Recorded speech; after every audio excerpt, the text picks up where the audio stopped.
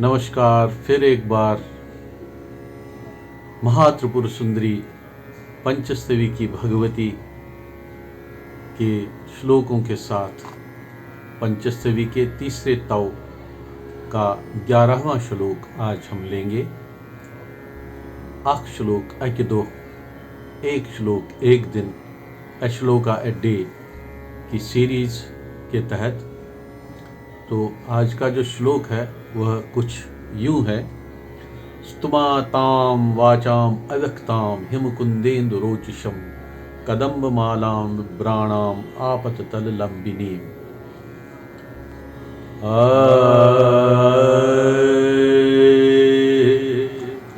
स्तुमातां वाचाम अव्यक्तां हिमकुंदेन्दुरोचिषं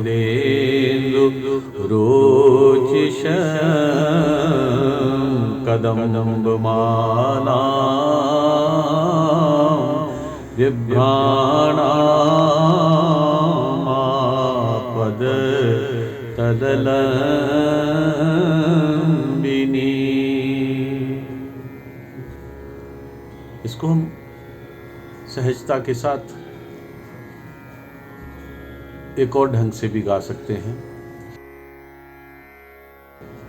स्तुमः त्वां वाचाम् अव्यक्तां हिमकुंदेन्दुरोचिषं कदम्बमालां बिभ्राणाम् आपततललम्बिनी। अर्थात तुम बर्फ, कुंद पुष्प और चंद्रमा की जैसी तेज वाली चरणों तले तक लटकती हुई कदम्ब पुष्पों की माला को धारण करने वाली अप्रकट वाणी परारूप की हम स्तुति करते हैं। मतलब परावाणी की स्तुति करते हैं। जो ये पराशक्ति है, यहाँ पर जो बर्फ से तुलना हुई है तो ये सरस्वती रूप भी है, ये विद्या रूप है, ये पूरे समूचे चेतना पटल को चेतनामय बनाने वाली सक्षम।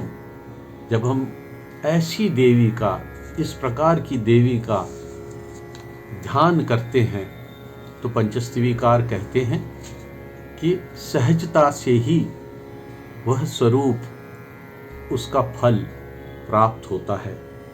अर्थात जो अप्रकट वाणी है, जिसे हम अनहद नाद भी कह सकते हैं, परारूप जो वाणी है, उसका हम ध्यान करते हैं। स्तुमातां वाचाम अव्यक्तां हिमकुंदेन्दुरोचिषं कदम्बमालां बिभ्राणाम् आपततललम्बिनी।